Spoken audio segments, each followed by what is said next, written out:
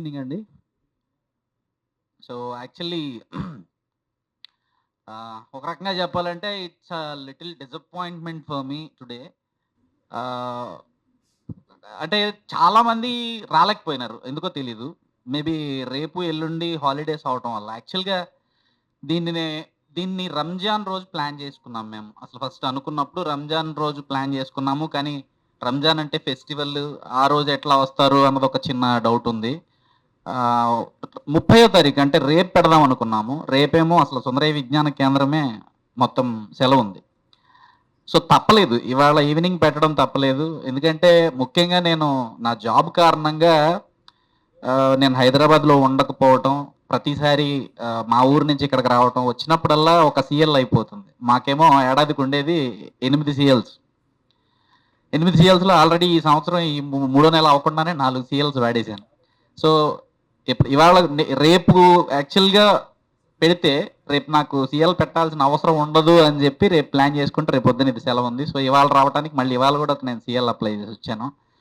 But so, చాలా మందికి రేపు ఎల్లుండ కంటిన్యూస్ హాలిడేస్ అవ్వటం వల్లో ఏంటో అసలు ముఖ్యంగా ఎప్పటినుంచో అటెండ్ అవ్వాలి అని కోరుకున్న వాళ్ళే అటెండ్ అవ్వలేకపోయారు. బట్ ఎనీవే రికార్డ్ అవ్వాల్సినటువంటి ప్రోగ్రామ్ రికార్డ్ అవుతుంది. మాట్లాడవలసిన వాళ్ళ మాటలన్నీ రికార్డ్ అయ్యాయి. అవి రేపు ఎలాగూ సామాజిక మాధ్యమాల్లో ఎప్పుడు ఉంటూనే ఉంటాయి. సో, నేను కూడా ఎక్కువ టైం తీసుకోను.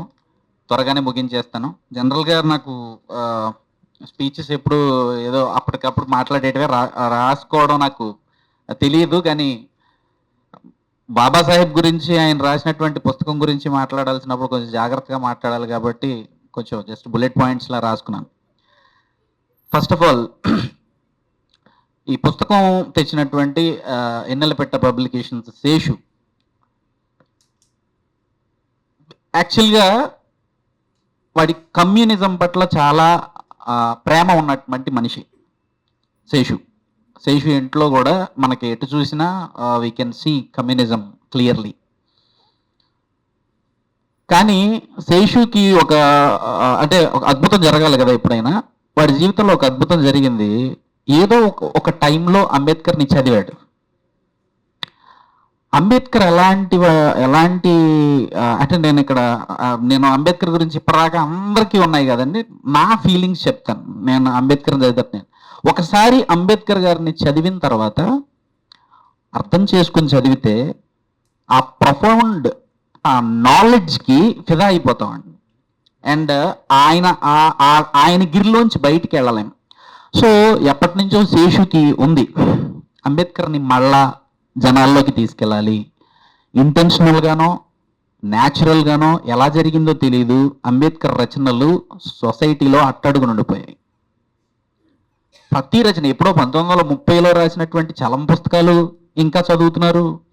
మహాప్రస్థానం ఇంకా చదువుతున్నారు. మరో ప్రస్థానం ఇంకా చదువుతున్నారు. పదే పదే రికమెండ్ చేయబడుతున్నాయి. ఏ పుస్తకాల షాపుల్లోకి వెళ్ళినా చక్కగా ఇంకా వాళ్ళు కనబడుతున్నారు.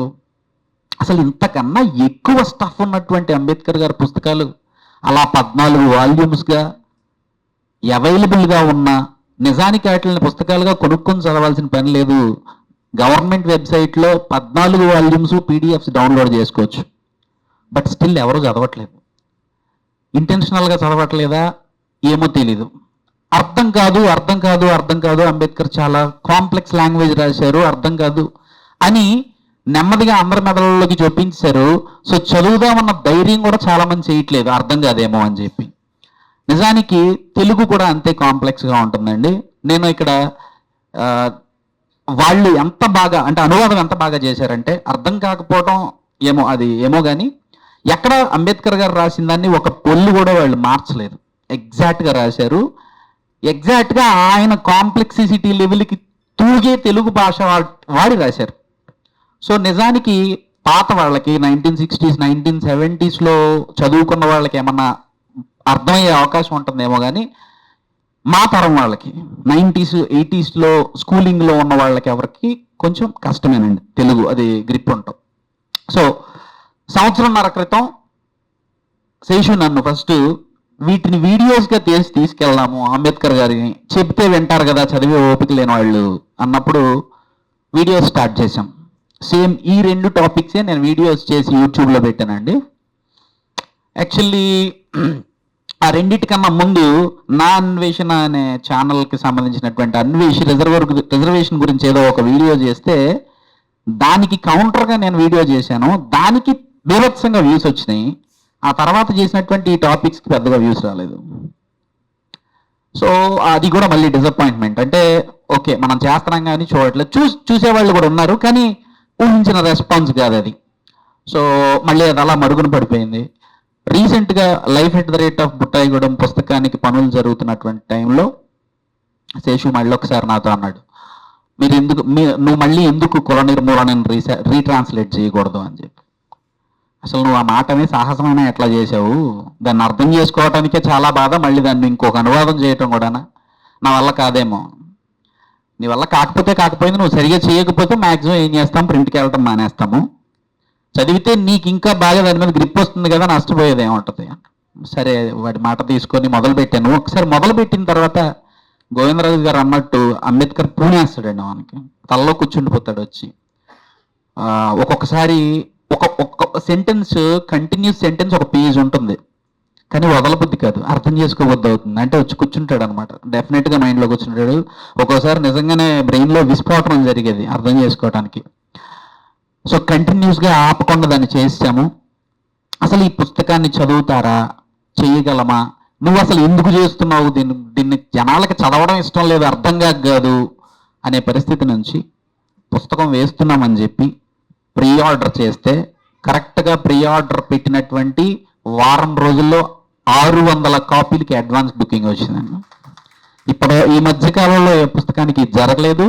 And I'm revealing something to you now that almost మేము వేసినటువంటి ఫస్ట్ ప్రింట్ బుక్స్ అన్నీ అయిపోయినాయి, సెకండ్ ప్రింట్ కూడా ఆల్రెడీ వెళ్తున్నాం.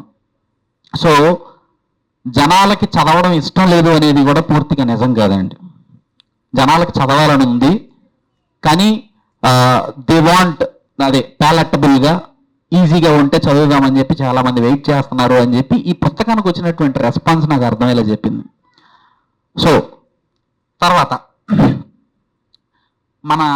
మన సొసైటీ చాలా విచిత్రమైనటువంటి సమాజం. మరి ఎందుకు అలా మన వాళ్ళు బిహేవ్ చేస్తారో నాకు అర్థం కాదు కానీ ఎక్కడో పాలస్తీనా ప్రజల బాధలు కనపడతాయి మన వాళ్ళకి, ఉక్రెయిన్ ప్రజల బాధలు కనబడతాయి, ఆఫ్రికాలో పిల్లవాడు అన్నం లేక పక్కన గద్ద తినడానికి వెయిట్ చేస్తుంటే ఆ ఫోటోని కొన్ని వేల సార్లు రిపీటెడ్గా షేర్ చేసుకుని మళ్ళీ కూర్చుని చూసుకుని కుమిలిపోయి బాధపడిపోతుంటారు అయ్యో అని చెప్పి. వీళ్ళే చాలా క్యాజువల్గా కులమా ఈ రోజుల్లో ఎక్కడండి అంటే ఇది కనపడక అంటాడా, లేకపోతే నిజంగా తెలిసి అంటాడా, లేకపోతే మూర్ఖత్వమా ఏంటో నాకు చాలా మంది ఈవెన్ నేను పనిచేస్తున్నటువంటి ఆఫీసెస్లో కూడా ఇంకా ఇప్పుడు ఎందుకు అవన్నీ మాట్లాడతావన్నా ఎక్కడుందన్నా. సో వాడు క్యాజువల్గా చూపించేటువంటి వివక్షని వాడి వివక్ష అని ఫీల్ అవ్వట్లేదు, బహుశా చాలా దేశాల్లో చాలా రకాల వివక్షలు ఉన్నాయి కదా, బహుశా ఈ దేశంలో ఇలా పుట్టడం మీ కర్మేమో, అనుభవించేయటమే అట్లా పుట్టారు కాబట్టి అనే పరిస్థితిలో కూడా ఉన్నారేమో అని నాకు చిన్న అనుమానం.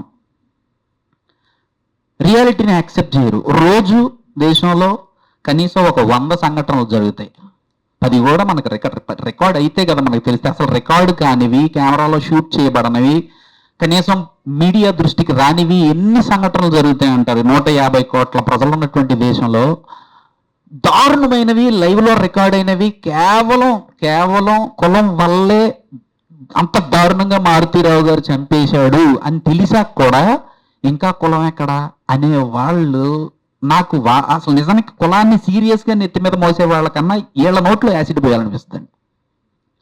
నాకు కులాన్ని సీరియస్గా మోసే yes I'm Brahmin, I'm proud of it అని చెప్పుకునేవాడు చాలా నయం కదా. అట్లీస్ట్ వాడి ఒరిజినల్ ఫేస్ మనకు చూపిస్తున్నాడు.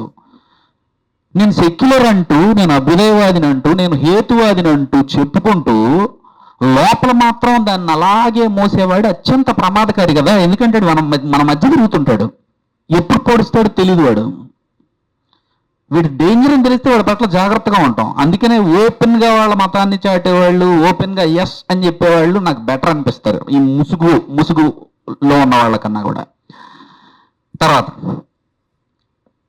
నిజానికి నా ఇది నిజమా ఎంతవరకు నిజం అనేది నాకు తెలియదు, కానీ ఐ పర్సనల్లీ ఫీల్ మా చిన్నతనం కన్నా ఈరోజు కుల వివక్ష చాలా ఎక్కువ ఉంది, చాలా చాలా ఎక్కువ ఉంది. దీనికి నేనే బెస్ట్ ఎగ్జాంపుల్. ఏంటంటే మా నాన్నగారు గవర్నమెంట్ ఎంప్లాయీ అండి, ఎలక్ట్రిసిటీ డిపార్ట్మెంట్లో మా నాన్నగారు చేసి రిటైర్ అయ్యారు. ఓ 2 years క్రితం క్యాన్సర్ వల్ల చనిపోయారు. మా నాన్నగారికి ఉద్యోగం వచ్చినప్పుడు కొత్తలో ఆ డెల్టా ఏరియాలో ఉండేటువంటి ఎంప్లాయీస్ అందరూ కలిసి మొత్తానికి ఆయన్ని సీరియస్గా చేతపడి చేసి కన్విన్స్ చేసి, నువ్వు ఏజెన్సీకి వెళ్ళి పని చేస్తే అక్కడ నీకు మంచిగా ఎలవెన్స్లు వస్తాయని చెప్పి ఏజెన్సీకి తోసేశారు. యాక్చువల్లీ డెల్టా ప్రాంతాల్లో ఉంటేనే డబ్బులు వస్తాయి, ముఖ్యంగా ఎలక్ట్రిసిటీ డిపార్ట్మెంట్లో. ఏజెన్సీకి తోసేశారు. సో మమ్మల్ని తీసుకొని ఎక్కడో మారుమూల ఏజెన్సీ ప్రాంతానికి వెళ్ళిపోయాడు మా నాన్నగారు. అక్కడ అన్ని కాస్ట్లు ఉండేవి.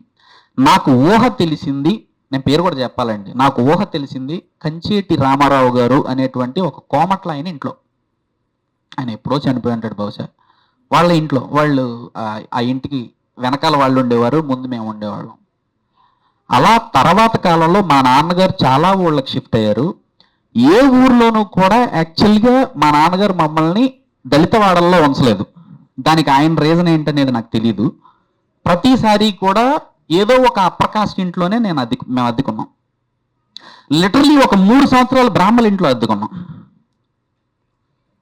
అప్పుడు ఒక గవర్నమెంట్ ఉద్యోగస్తుడు అద్దెకు వస్తున్నాడు అంటే హ్యాపీగా నెల నెల రెంట్ వస్తుంది అన్నంత వరకు చూసుకునేవాళ్ళు, నా ఫీలింగ్. నా పరిస్థితికి వచ్చేసరికి 2012లో నాకు ఉద్యోగం వచ్చిందండి. 2012లో నాకు ఉద్యోగం వచ్చి ఫస్ట్ పోస్టింగ్ పాలకొల్లు. పాలకొల్లులో నేను ఉద్యోగంలో జాయిన్ అయ్యి, నేను అప్పటికి నిడదవోలు నుంచి డైలీ షటిల్ చేస్తున్నాను 50 kilometers. ఇంకా పాలకొల్లులో రూమ్ తీసుకోవాలి. మీరు నమ్మండి నమ్మకపోండి, 25 ఇళ్ళు తిరిగాము నా ఫ్రెండ్ నేను కలిసి. వాళ్ళు ఇక్కడ ఉన్నాడు శరత్ అని చెప్పి. 25 ఇళ్ళు తిరిగాము. ఓపెన్గా, నిర్లజ్జగా, నిస్సిగ్గుగా మీరెవరండి ఏంటి అసలు క్వశ్చన్ ఏంటంటే, మీరేమిట్లు has taken a different form. మీరెవరండి? నేను గవర్నమెంట్ ఉద్యోగస్తుండండి. ఇంకంతకన్నా ఏం కావాలి నీకు? నాకు 20,000 జీతం, మీ ఇల్లు వద్ద 4,000 5,000 అయితే నీకు 1వ తారీఖు చేతిలో పెడతా. నేనేం బ్యాచిలర్ కాదు, పెళ్ళయింది, మీకు ఇంకేంటి ప్రాబ్లం? అలా కాదు సార్, మీరు ఎవరో ఊరికే తెలుసుకుందామని. అదేంటో చెప్పండి సార్, మీరు ఎవరు అంటే మీ క్వశ్చన్ ఏంటి ఎగ్జాక్ట్లీ? నేను కొంచెం వితండవాదం కాబట్టి లేదులేండి సార్ వెంటనే అప్పుడు దాకా మాట్లాడి ఇలాగ ఇంకో రివర్స్ క్వశ్చన్ అయ్యి వెనకాల నుంచి అరుస్తుంది కూతురు, అమ్మా నిన్న ఒకళ్ళు వచ్చి అడిగి వెళ్ళారు చెప్పేశాం కదా, బోర్డు తీయడం మర్చిపోయావా? ఇది 2012 ఎక్స్పీరియన్స్. 2012 తర్వాత అలాంటి ఎక్స్పీరియన్స్ చాలా జరుగుతూ 2020లో అమలాపురంలో పోస్టింగ్కి వెళ్ళానండి నేను. అమలాపురం మీరు సరదాగా ఎప్పుడన్నా గోదావరి జిల్లాల పట్ల చాలా ఒక రకమైన గోదావరి జిల్లాలు, పచ్చని జిల్లాలు, మచ్చలేని మనుషులు అని రాస్తుంటారు కదా. కుల గజ్జితో నిస్సిగ్గుగా రోడ్ల మీద పొరిలేటువంటి మనుషులు మీకు గోదావరి జిల్లాల్లో కనపడినంతగా ఈ భూమండలం మీద ఎక్కడ కనపడరు, ఇంకెక్కడ కనపడరు. అందులో బహుశా దానికి క్యాపిటల్గా అమలాపురంని కూడా ప్రకటించొచ్చాము. సీరియస్లీ అండి, నేను రాసిస్తున్నాను. మీరు సరదాగా అమలాపురం వెళ్ళండి ఎవరైనా కూడా. అమలాపురంలో క్వశ్చన్ మారింది నాకు. మీరెవరు? మీరు క్రిస్టియన్లా? మీరు క్వశ్చన్ అర్థం చేసుకోండి. మీరు క్రిస్టియన్లా? రూపాంతరం కదా. అలా అందరికీ క్లియర్గా అర్థమైపోయింది. గోదావరి జిల్లాల్లో ఉన్నటువంటి అప్పర్ కాస్ట్ పీపుల్ అందరికీ ఏం అర్థమైపోయిందంటే, ఇక్కడ ఉన్నటువంటి 99% దళితులు క్రిస్టియన్లుగా మారిపోయారు. ఇప్పుడు అనవసరంగా మీరు ఎస్సీలా, మీరు ఏమిట్లు అంటే ఎవడేం కేసు పెడతాడో, ఎందుకు వచ్చిన గొడవ అని మీరు క్రిస్టియన్లా. మీరు క్రిస్టియన్లు? అవునండి మేము క్రిస్టియన్లు. అంటే మేము క్రిస్టియన్లకి వెళ్ళేవాడు. ఎందుకు ఎవడు క్రిస్టియన్కి? అంతే, మేము క్రిస్టియన్లకి వెళ్ళేవాం. క్రిస్టియన్లకి వెళ్ళేవాడు వాడు అంటే అక్కడ కూడా మళ్ళీ నేను దళితుడికి ఇవ్వననే దాన్ని వేరే భాషలో చెప్తున్నాడు అంతే. మేము క్రిస్టియన్లకి వెళ్ళేవామండి. అమలాపురంలో చివరికి అంటే నేను పనిచేసేటువంటి ఆర్గనైజేషన్లో నాతో అవసరం ఉన్నటువంటి అప్పర్ కాస్ట్ ఏజెంట్స్, అంటే నా దగ్గరకు వచ్చి నిలబడి నాతో సంతకం పెట్టించుకుని నాతో పని చేయించుకోవాల్సినటువంటి అప్పర్ కాస్ట్ ఏజెంట్స్ ఇల్లు వెతికి రికమెండ్ చేసి మావాడేనండి అని చెప్పితే తప్ప నాకు ఇల్లు దొరకలేదండి. పైగా వాడు నన్ను ఆ ఇంటికి తీసుకెళ్తూ, ఏమండి మీరేం మాట్లాడకండి, కాపులు మాకే దిక్కులేదు, మీరేం తెలిస్తే మళ్ళీ దొరకదు. మీకు అర్థమైందండి? కాపులు మాకే దిక్కులేదు, మీరని తెలిస్తే దొరకదు. నోరు మూసుకున్నానండి. నేను ఏం చేయను, నాకు ఇల్లు దొరకాలి, నేను రోజు 70 కిలోమీటర్లు ట్రావెల్ చేయలేను. అబద్ధం చెప్పి ఇంట్లో అద్దెకి దిగాను. ఇది 2020లో జరిగినటువంటి సంఘటన. ఇప్పుడు ఎవడన్నా ఈ రోజుల్లో కులం ఎక్కడిది అంటే వాడి నోట్లో సల్ఫ్యూరిక్ యాసిడ్ పొయ్యాలా పొయ్యకూడదు చెప్పండి. అబ్సల్యూట్లీ పొయ్యాలంటారు. నేను కులాన్ని నెత్తి మీద పెట్టుకుని మోసేవాడిని ఏం చేయకండి. హ్యాపీ అట్లీస్ట్ ఏంటది, he's true to his self. వాడితో మనకు ప్రమాదం లేదు నిజానికి. ఆ కులం గూట్లోనే గూడు కట్టుకుని ఎదురొచ్చి చచ్చిపోతాడు ఊపిరాడక. వీడు బయటకు వచ్చి లేదు కదా, ఇంకా నీతో మేమో తిరుగుతున్నాం కదా, మేము టీ తెచ్చుకుంటే ఒక కప్పు నీకు ఇస్తున్నాం కదా, వీళ్ళతో సమస్య. తర్వాత తర్వాత ఇది ఆల్రెడీ నెక్స్ట్ తరాల్లోకి ఎలా పాకిపోయింది అనడానికి నేను ఇంకొక బెస్ట్ ఎగ్జాంపుల్ చెప్తాను. మళ్ళీ మా ఫ్రెండ్ గడిదే రీసెంట్ వాడు చెప్పినప్పుడు నేను చాలా క్యాజువల్గా తీసుకున్నానని మా వాడు అనుకున్నాడు, కానీ నా గుండె తరుక్కుపోయినటువంటి సంఘటన అది. ప్రముఖ చైనా స్కూల్స్ ఉన్నాయి కదండి, మీకు తెలియనే ఉంది. నెమ్మదిగా ఇంటర్మీడియట్లో నేను అదే దౌర్భాగ్యంలో చదివాను, శ్రీ చైతన్య విజయవాడ. అప్పటి కాలేజీలుగా ఉన్నటువంటివి ఈరోజు స్కూల్స్గా, ఐఐటి ఫౌండేషన్లుగా, మైక్రోలుగా, ఇంకా మైక్రోలుగా మొత్తం పల్లెటూళ్ళ వరకు పాకేసి చక్కగా అందరూ కలిసి చదువుకుంటున్నటువంటి గవర్నమెంట్ స్కూళ్ళల్లో నుంచి అప్పర్ కాస్ట్ డబ్బులు ఉన్నటువంటి పిల్లలను లాగేసుకుని వాళ్ళ దగ్గర పెట్టేసుకున్నాయి. సో మావాడు కూడా ఆబ్వియస్లీ కొస్త ఉద్యోగం చేసుకుంటున్నాడు కాబట్టి, బిడ్డకు మంచి చదువు ఇవ్వాలనుకుంటాడు కాబట్టి సీరియస్లీ నారాయణ స్కూల్లో జాయిన్ చేసిన తర్వాత 1, 2, 3 తరగతులు కంప్లీట్ అయినాయి. పిల్లలకి ఏం తెలియదు, కలిసి తింటారు, కలిసి పెరుగుతారు. వాడికి బాగా క్లోజ్ ఫ్రెండ్ ఒక రాజుగారు అబ్బాయి. 4th క్లాస్ సెలవులు అయినాయి, 5th క్లాస్ మళ్ళీ స్కూల్కి వెళ్ళారు. ఈ రాజుగారు అబ్బాయి నా దగ్గరకు వచ్చి కూర్చుంటాడు కదా అని చెప్పి వీడు టేబుల్లో ఈ బెంచ్లో కూర్చొని బ్యాగ్ ఆడి పక్కన పెట్టాడు. రిజర్వ్ చేశాడు ఒక రకంగా చెప్పాలంటే వాడి కోసం. వాడు వీడిని చూసి చూడకుండా వెళ్ళిపోయి వేరే బల్లలో కూర్చున్నాడు రాజుగారు అబ్బాయి. వీడు 2-3 రోజులు వెయిట్ చేశాడు, 3 రోజులు వెయిట్ చేశాడు. వెళ్ళి అడిగాడు డైరెక్ట్గా, అదేంట్రా నాతో మాట్లాడట్లేదు. పిల్లాడు కదండి, అడిగి ఏముంటుంది ముందు, అరే నా ఫ్రెండ్, పైగా ఇవో ఉంటుంది వాళ్ళకి ఎంతో కొంత, నా ఫ్రెండ్ ఆడితో మాట్లాడటం ఏంటని చెప్పి. వాడి చిన్నపిల్లాడే కదా, వాడు ఎక్కడ మర్మం తెలియదు కదా వాడికి. వాడు ఓపెన్గా అనేసాడు, అరే మీరు క్రిస్టియన్లు అంట కదరా, మీరు మంచోడు కాదంటగా. వాడు ఏమైపోయి అంటాడు చెప్పండి నాకు క్షణం. వాడికి అర్థం కాదు కదా ఫస్ట్, అసలు క్రిస్టియన్ అయితే మంచోడు కాకపోవడం ఏంటి. వాడి ఇంటికి వచ్చి ఏడుస్తూ కూర్చున్నాడంట. వాళ్ళ అమ్మకి ఎలా ఈ పరిస్థితిలో ఒక తల్లి పిల్లవాడిని ఏమని సముదాయించాలి చెప్పండి. మీరు క్రిస్టియన్లు అంట కదా, మంచోళ్ళు కాదు కదా అని చెప్పి వాడి ఫ్రెండ్ అంటే ఈ ఇంటికి వచ్చి మనం క్రిస్టియన్లం కదమ్మా, అందుకు మనం మంచోళ్ళం కాదా అని అడిగితే ఆడు ఏం చెప్పాలి. ఆవిడికి అర్థం కాదు, ఏడుస్తూ కూర్చున్నాడు. ఇంటికి మా వాడు డ్యూటీ నుంచి వచ్చిన తర్వాత విషయం చెప్తే, ఇది అసలు మీరు తెలుసుకోవాల్సింది. మా వాడు స్కూల్కి వెళ్ళి ప్రిన్సిపాల్ దగ్గర, ఏంటి సార్ ఇది, పిల్లలు నేర్చుకోవాల్సిన ఇదేనా. వాడు వచ్చి స్కూల్లో డైరెక్ట్గా ఆ మాట్లాడే ఫ్రెండ్ అడిగాడంటే వాడికి వాళ్ళ అమ్మ నేర్పించిందో నాన్న నేర్పించాడో, లేదా వాళ్ళిద్దరూ మంచోళ్ళే అయితే సెలవుల్లో అమ్మమ్మ ఇంటికో నాన్నమ్మ ఇంటికి వెళ్తే వాళ్ళు నేర్పించారో ఇలాంటి మాటలు అనొచ్చా అంటే, ప్రిన్సిపల్ చాలా క్యాజువల్గా, సార్ పిల్లలు దెబ్బలాడుకుంటారండి, వాటి గురించి మీరు స్కూల్కి వచ్చేస్తే ఎలా అండి. దేని గురించి సార్ మేము స్కూల్కి వచ్చింది, ఆడు పెన్సిల్ లాగేసుకుంటే కొట్టుకున్నందుకు స్కూల్కి వచ్చింది అంటే ఎంత లైట్గా తీసుకున్నాడు చూసారా విషయం. నాడు చాలా లైట్గా. అదే స్కూల్ ప్రిన్సిపాల్ రిపబ్లిక్ డేకి ఫ్యాన్సీ కాంపిటీషన్ పెట్టి అదే స్కూల్లో 20 మంది జాతీయ నేతల పేర్లు ఇచ్చారట. మీ పిల్లల్ని ఈ నేతల స్టైల్లో మేకప్ చేసి తీసుకురండి అని చెప్పి. అందులో అంబేద్కర్ లేడు. ఏ రోజు మళ్ళీ జనవరి 26 రిపబ్లిక్ డే రోజు. మళ్ళీ మావాడు, ఇదేం అన్యాయం సార్, ఇంతమంది మీరు ఎక్కడెక్కడో ఆంధ్రప్రదేశ్లో చాలా మంది తెలియని జాతీయ నేతలను కూడా ఎత్తికి తీసుకొచ్చారు, అంబేద్కర్ లేడేంటి అంటే, అరే మర్చిపోయామండి. చాలా అంటే చాలా తెలియని విషయాలు ఉంటాయి. మా గోదావరి జిల్లాలో చాలా వాటికి ఫేమస్ అండి. అందరూ ఏదంటే కాకినాడ కాజాలు, ఆత్రేయపురం పూతరేకులు అనుకుంటారు, కానీ గోదావరి జిల్లాలో ఫేమస్ ఫర్ కులం, దాని డైనమిక్స్, దాని రూపాంతరం. చాలా మీకు గోదావరి జిల్లాలో వాళ్ళు అయితే ఓకే, లేకపోతే అసలు అది ఆ గజ్జి ఎలా ఉంటుందని తెలుసుకోవడానికి ఒకసారి పర్యటనకు వెళ్ళండి, మీకు తెలిసిపోద్ది. మీరు వాళ్ళు అని చెప్పండి, వాళ్ళ ట్రీట్మెంట్ ఎలా ఉంటుందో అర్థమవుద్ది. కాదని చెప్పండి, ఎలా ఉంటుందో అర్థమవుద్ది. ఓకే, తర్వాత పుస్తకం నిర్మూలన మళ్ళీ ట్రాన్స్లేట్ చేయి అని అడిగినప్పుడు శేషుని నేనే అన్నానండి, ఎందుకు పదే పదే అందరూ నిర్మూలన వెనకాలే పడుతున్నారు? 70లో కూడా ఈవెన్ హెచ్బిటి తెచ్చినప్పుడు కూడా కుల నిర్మూలనను మాత్రమే తీసుకొచ్చారు.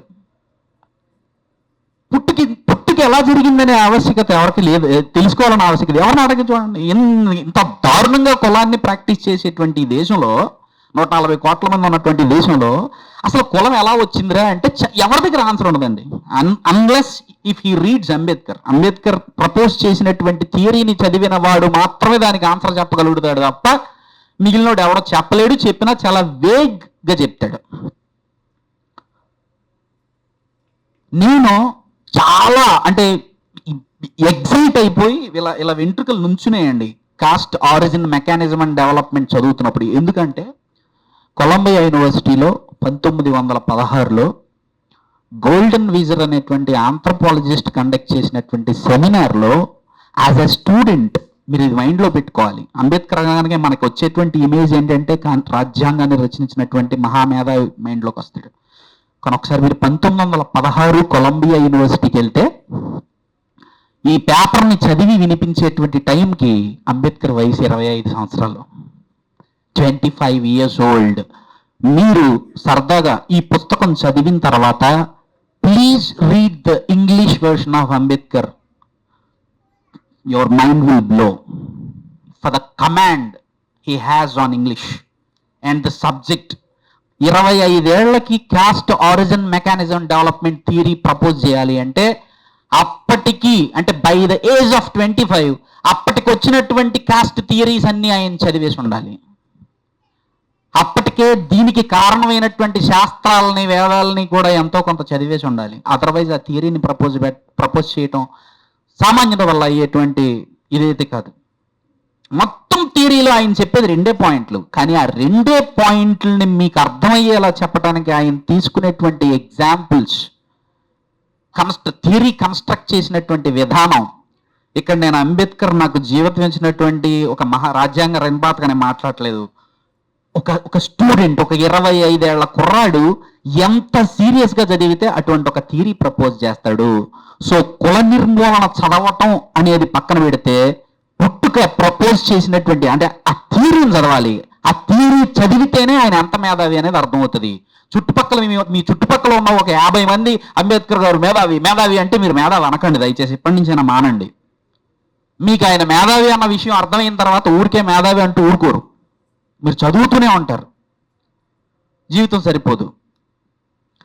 అంత ఇన్ డెప్త్ నాలెడ్జ్ కలిగినటువంటి మనిషి. అందుకనే నిర్మూలన ఒకటే కాదు, మనం పుట్టుక కూడా తెద్దాము. వ్యాధికి మందు కలుపుకోవాలి అంటే దాని మూలాలు తెలిస్తే రాలి ఖచ్చితంగా. అవన్నీ కాకపోయినా అసలు ఇలాంటి ఒక థియరీ మరుగున పడిపోకూడదు. అంబేద్కర్ అనే ఆయన దళిత్తు కాకపోయి ఉండుంటే,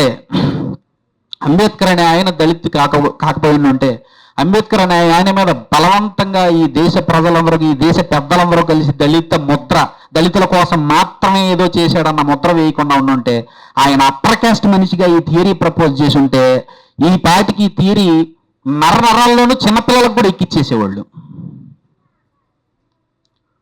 ఆయన కేవలం దళిత్ కాబట్టే ఆయన నాలెడ్జ్ అంతటిని నెమ్మదిగా పొరల్లో కప్పిడని ట్రై చేస్తుంది సొసైటీ. సో తీసుకురావడం అనేది ఎందుకో బాధ్యతగా అనిపించింది. డెఫినెట్గా ఈ తరానికి తీసుకురావాలి, చదివించాలి, ఖచ్చితంగా చదివించాలి. పుస్తకంగా తీసుకొచ్చి టేబుల్ మీద పెట్టేస్తే 4 పేజీలు తిరగేసినా ఆడు ఆగలేడు, తర్వాత చదవబుద్ధి వేస్తుంది. తర్వాత అందరూ కుల నిర్మూలన అంటే ఎలా నిర్మూలించాలో చెప్పుంటాడు అనుకుంటారు. అసలు కాదండి. కుల నిర్మూలనలో ఆయన చర్చించినటువంటి అంశాలు, ఆయన తీసుకున్నటువంటి ఎగ్జాంపుల్స్ మన ఊహలకు అందవు. ఇక్కడి నుంచి సడన్గా రోమ్కి వెళ్తాడు, రోమ్ ఎగ్జాంపుల్ చెప్తాడు. ఐరిష్ హోమ్ రూల్కి వెళ్తాడు, అక్కడ ఎగ్జాంపుల్ చెప్తాడు. కమ్యూనల్ అవార్డు ఎందుకు ఇవ్వాల్సి వచ్చిందో చెప్తాడు. అసలు మీరు కులాన్ని బద్దలు కొట్టాలి అంటే వేటిని బద్దలు కొట్టాలో చెప్తాడు. సహ్యాద్రి ఖండం అనేటువంటి ఒక పుస్తకం నిమ్న కులాల మీద చల్లినంత మురికి ఇంకా ఈ భూమి మీద ఏ పుస్తకం చల్లలేదు. అసలు ఇంత నీచంగా ప్రపంచంలో ఎక్కడ పుస్తకాలు రాయబడలేదు. కేవలం ఒక మనిషిని ఈడు వేదవా, ఈడు తక్కువ కులమోడు, ఈడు అది, ఈడిది, ఈడి గొప్ప, ఈడు ఇక్కడ ఉండాలి, వీడికి క్యారెక్టర్స్ ఉంటాయి, ఈ కులంలో పుట్టాడు కాబట్టి ఇలా రాయబడిన పుంకాల పుస్తకాలు ఉన్నాయంట మనకి. అలా ఇంకెక్కడ లిటరేచర్లో జరగలేదంట ప్రపంచంలో, మన దగ్గరే జరిగింది. భారతదేశం యొక్క ప్రత్యేకత అది. సో ఈ పనికి మాలినటువంటి చెత్త అంతటిని నిర్మూలించాలి అంటాడు అని చెప్తూ, ఊరికే వాటి వల్ల అని చెప్పడు, వాటిలో క్లియర్గా ఎక్కడెక్కడ ఏమేమి ఉన్నాయో ఎగ్జాంపుల్స్ కోట్ చేస్తాడు ఆయన. చేసి ఆయన చాలా సీరియస్గా అంటాడండి. యాక్చువల్గా కుల నిర్మూలన స్పీచ్ స్టార్టింగ్లోనే అంటూ, ఇదేదో జరిగే పని అయితే నేను అనుకోవట్లేదండి అని అంటాడు. కులానికి మధ్య కట్టినటువంటి గోడ వీళ్ళు ఏ మెటీరియల్తో తయారు చేశారంటే, ఆ మెటీరియల్ని బద్దలు కొట్టేటువంటి డైనమైట్ లేదు. అంత స్ట్రాంగ్గా వీళ్ళు కులాలకి మధ్య గోడ కొట్టారు. మీరు ఎంతో సీరియస్గా ఫైట్ చేసి ప్రజలందరిలో ఉత్తేజం తెప్పిస్తే ఏమన్నా రాబోయే ఒక 50 ఏళ్లలో ఈ గోడలో ఒక పగులు మాత్రం కొట్టగలరేమో అంటాడు. Such a strong system it is, stupid system it is. So ఆయన ప్రపోజ్ చేసే టైంకి, ప్రపోజ్ చేసే టైంకి భారతదేశ జనాభా ఎంతండి? 4 కోట్లు. 4,000 కులాలు, 4,000 కులాల గుంపులు, 40 కోట్ల మంది ప్రజలు. సో కులం నిర్మూలించబడలేదు. అసలు ఆయనకి యాక్చువల్గా మన వాళ్ళు రాజకీయాలు చేయడం ఇష్టం లేదండి. ఇండియన్ నేషనల్ కాంగ్రెస్ మీద అంబేద్కర్ గారికి విపరీతమైనటువంటి కోపం ఉంది. ఎందుకంటే వీళ్ళు ఉవ్విళ్ళు ఓడుతున్నారు, మా రాజ్యం మాకు కావాలి, మేమే దేశాన్ని పరిపాలించుకుంటాం, మేము కూడా పరిపాలనలో భాగం పంచుకుంటాం అని బీభత్సంగా బాలగంగాధర తిలక్ లాంటి వాళ్ళందరూ ఉవ్విళ్ళు ఓడుతుంటే, ఎందుకు సార్ ఇంత కష్టపడిపోతున్నారు, మీకు ఎందుకు అసలు రాజ్యాధికారం, ఏం చేసుకుంటానికి? ఇంత నీచమైన నికృష్టమైనటువంటి కుల వ్యవస్థను ఉంచుకుని దాన్ని నిర్మూలించుకోకుండా, సంఘ సంస్కరణ చేసుకోకుండా మీరు రాజ్యాధికారం తెచ్చుకుని ఏం చేసుకుంటారు? కులం గోడల మీద, కులం పునాదుల మీద ఒక జాతిని నిర్మించలేము, నీతిని నిర్మించలేము. దాన్ని నాశనం చేయండి. ముందు ఎంతో మంది అదే చేశారు. మత సంస్కరణలు జరిగిన తర్వాతే రాజకీయ సంస్కరణలు జరిగినాయి. మీరు అవి చేసుకోకుండా, మత సంస్కరణలు చేసుకోకుండా, సామాజిక సంస్కరణలు చేసుకోకుండా, మాకు స్వాతంత్రం వచ్చేస్తే మేము పాలించేసుకుంటాం వీళ్ళు ఉంటారు. అందుకనే ఆయన చాలా మంది కంప్లైంట్ అది, స్వాతంత్రోద్యమంలో సీరియస్గా ఏం రోల్ ఉంది అంబేద్కర్ గారిది అంటే ఆయన భయం అదే. వీళ్ళు కులాన్ని ఇలాగే ఉంచి స్వాతంత్రం తెచ్చుకుని కొత్తగా పరిపాలన, కొత్త రాజకీయాలు చేద్దాం అనుకుంటున్నారు. అప్పుడు నా వాళ్ళ పరిస్థితి ఏంటి? పెనం మించి పొయ్యిలో పట్టమే. ఊహించాడు, అదే జరిగింది. ఇంకో మాట అంటాడండి, గొప్ప మాట.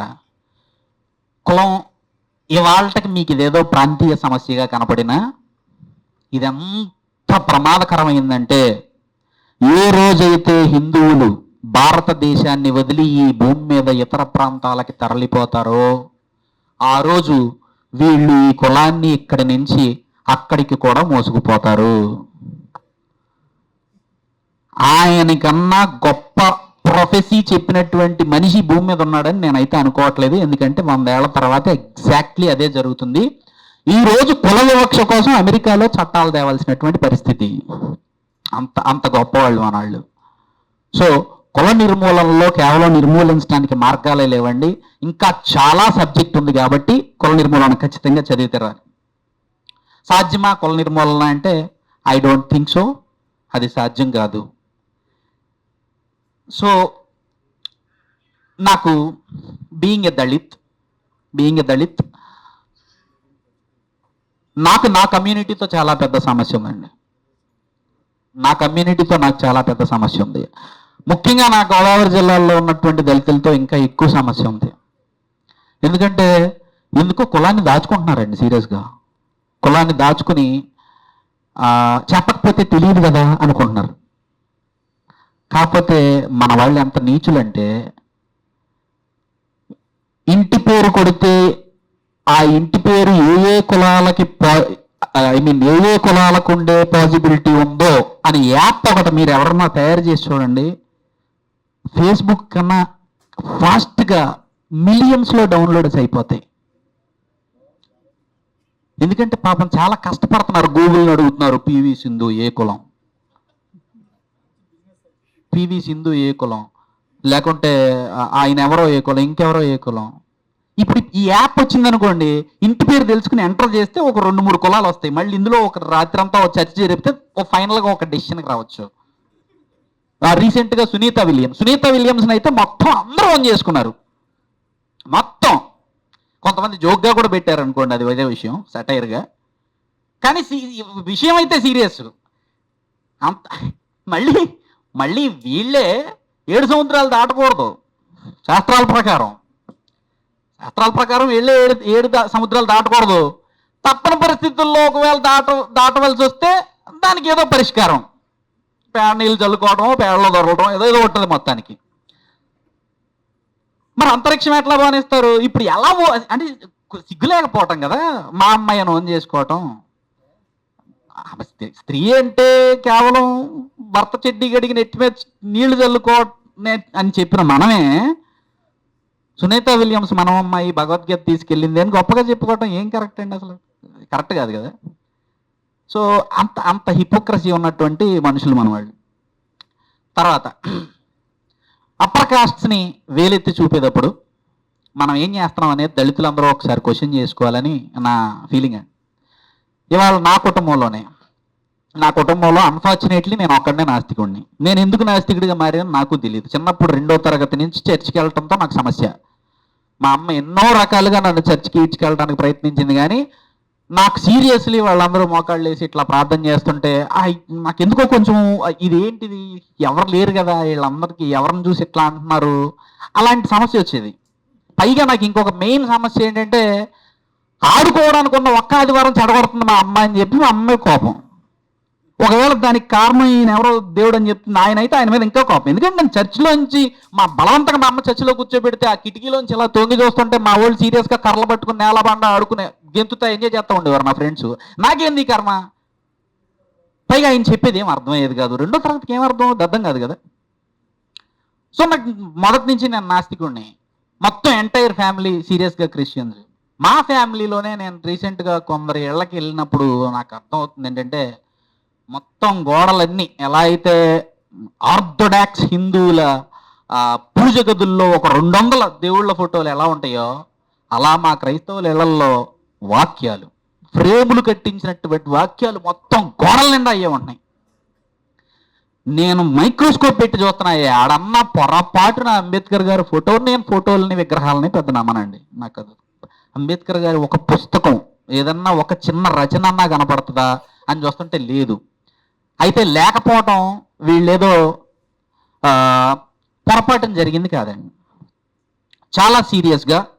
చాలా సీరియస్గా దళిత్స్ని అంబేద్కర్కి దూరం చేసేటువంటి పని చర్చెస్ చేస్తున్నాయి.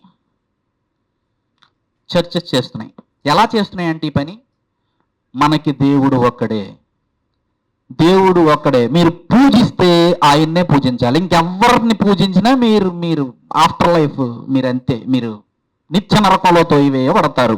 మన వాళ్ళకి, మన భారతదేశ ప్రజలకి బతికున్నప్పుడు సమస్యల కన్నా చచ్చిపోయిన తర్వాత గురించి ఎక్కువ టెన్షను. సో ఈ నిత్య నరకం అన్న మాట వీళ్ళకి నిరంతరం రింగ్ అవుతూ ఉంటుంది. ఓకే యేసుప్రభు ఒకడే దేశం, ఎందుకు ఇవన్నీ తీసి అవతల పడేద్దాం అని చెప్పి నెమ్మదిగా అంబేద్కర్ని కూడా తీస్తారండి. తీసేయడమే కాకుండా ఈ రోజు వీళ్ళు పొందుతున్నటువంటి ఈ సౌకర్యాలు, ఈ రోజు వీళ్ళకి కట్టుకోవడానికి బట్ట, తినడానికి తిండి, కనీసం ఎదురుగుండా ఎవరికన్నా నుంచుని మాట్లాడే హక్కు కల్పించినటువంటి వ్యక్తి ఎవర్రా అంటే యేసుప్రభు అనే పరిస్థితికి వచ్చారు. ఇది చాలా మీరు చేసుకుంటున్నటువంటి ద్రోహం అని నేను అంటాను. ఇక్కడ అయితే ఇంకొక సమస్య ఉంది. అంబేద్కర్ని తెలుసుకుని అంబేద్కరిస్టులుగా విడిపోయినటువంటి దళితులు, వీళ్ళు దళిత్ అంబేద్కరిస్టులు క్రిస్టియన్స్ మీద బురద చల్లుతున్నారు, క్రిస్టియన్లు వీళ్ళ మీద బురద చల్లుతున్నారు, చెత్త కొట్టేసుకుంటున్నారు. ఇదంతా పైనుంచి మిగిలిన వాళ్ళందరూ వినోదం చూస్తున్నారు హ్యాపీగా. సీరియస్లీ క్రిస్టియన్స్ని మనం బయటికి తీసుకురాగలమా చర్చెస్లోంచి? అది జరిగే పనే అండి? ఎందుకు జరగదని నేను చెప్తాను. మా తాతయ్య గారు, మా అమ్మమ్మ సైడ్ కాదు కానీ మా నాన్నగారి సైడ్, మా తాతయ్య గారే క్రిస్టియన్. ఎప్పుడు 1960s 1970sలోనే మా తాతయ్య గారు క్రైస్తవం వెళ్ళిపోయాడు. ఎందుకు వెళ్ళిపోయి ఉంటాడు? డెఫినెట్గా ఆ రోజు అప్పటికి వాళ్ళకి తిండి పెట్టిన వాడు ఎవరో క్రైస్తవుడు అయి ఉంటాడు. ఏదో ఒక మిషనరీ అయి ఉంటుంది.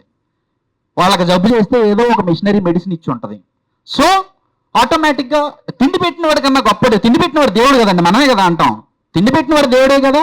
సో ఒక 2 ఆకలితో ఇంక నేను చచ్చిపోతాను అన్నప్పుడు, రానాయన నీకు తిండి పెడతాను అంటే ఆ క్షణం దేవుడు, ఆడే దేవుడు అంటే వాడు, ఇదిగో ఇతను దేవుడు అంటే ఆటోమేటిక్గా అటు పోతారు. గోదావరి జిల్లాల ప్రజలకి, కోస్తా గోదావరి జిల్లాల ప్రజలకి ఇంకా చాలా చోట్ల అంబేద్కర్, గాంధీ ఇలాంటి వ్యక్తులు, నేషనల్ మూమెంట్ ఏమీ తెలియదు. ఎక్కడో జరుగుతున్నాయి, పల్లెటూళ్ళలో తెలియదు కదా. ఇవన్నీ తెలియక ముందే వీళ్ళ వాడల్లోకి క్రైస్తవ్యం వచ్చేసిందండి. సో ఒకసారి నమ్మకం అనేది పుట్టిన తర్వాత సైవిశేషి గారు చెప్పినట్టు దాన్ని బ్రేక్ చేసుకోవడానికి మనం ఒప్పుకోం. మతాలు, నమ్మకాలు ఎలాంటివంటే మా అమ్మ మంచిది లాంటివి. మా అమ్మ మంచిది అంతే. ఎవరికో యాక్చువల్గా మీ మదర్ గురించి ఏదో తెలిసి ఉండొచ్చు,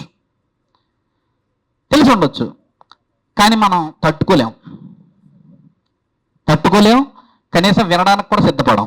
సేమ్ మా అమ్మ మంచిది లాంటిదే మా మతం కూడా, మా నమ్మకాలు కూడా.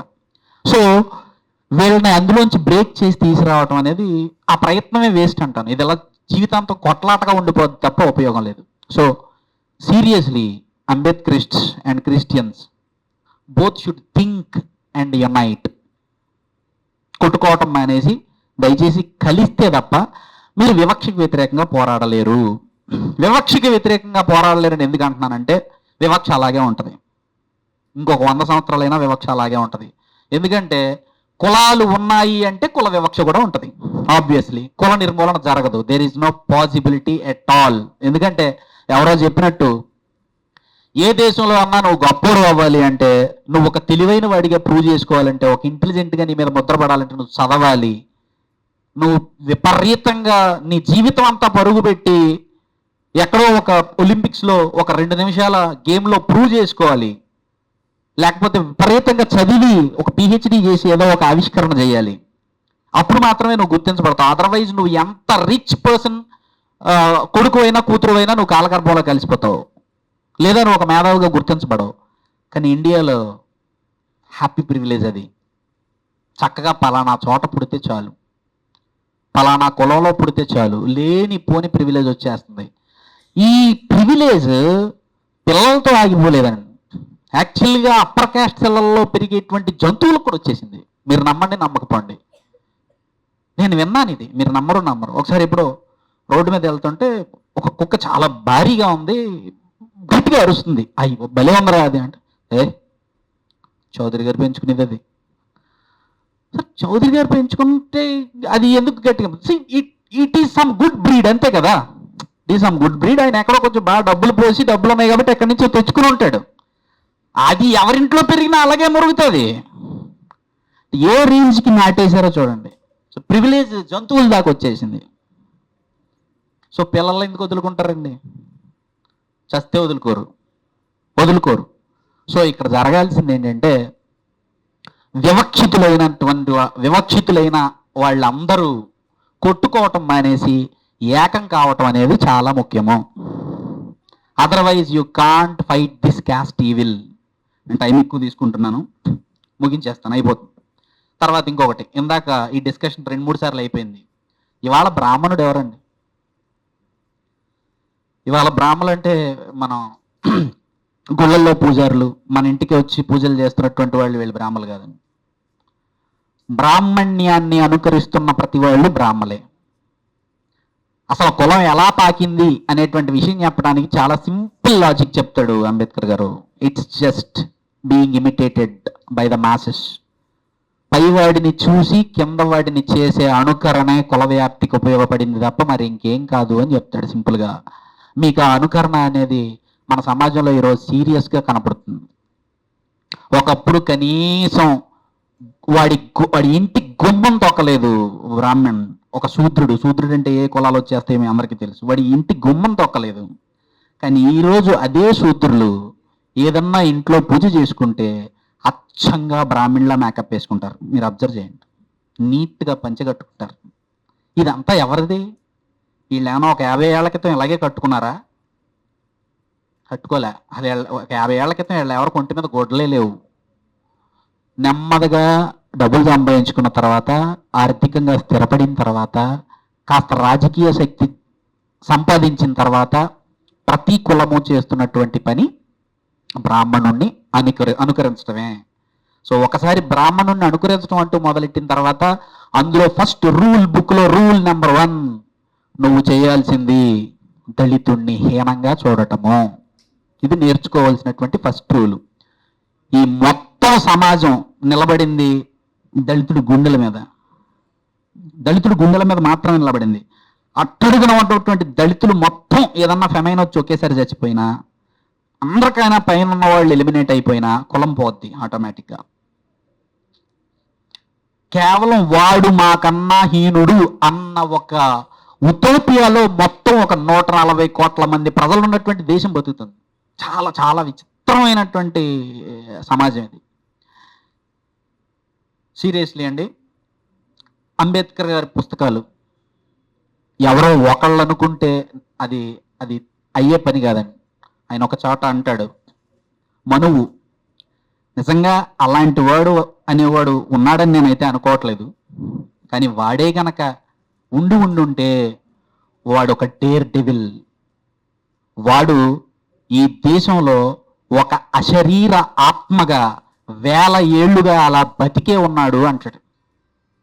అయితే ఈ మాట అన్న అంబేద్కర్ ఏం చేశాడంటేనండి, మన అందరినీ కాపాడటానికి, అంటే చాలామంది మర్చిపోయారు అంబేద్కర్ వాళ్ళకేం చేశాడు అన్నటువంటి విషయం.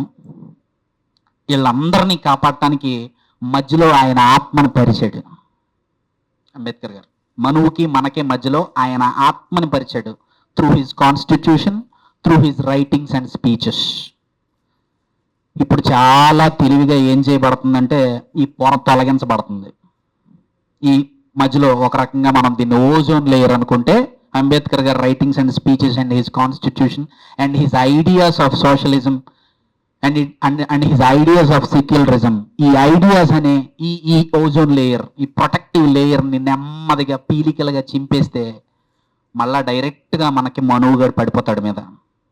ఒక్కసారి మనువు మళ్ళీ ఆక్రమించుకున్న తర్వాత దేశాన్ని మొట్టమొదట నష్టపోయేది మళ్ళీ అర్జెంటుగా దళిత్స్, తర్వాత మిగిలిన సెక్షన్స్. కాకపోతే వాళ్ళకన్నా అర్థం కావట్లేదు.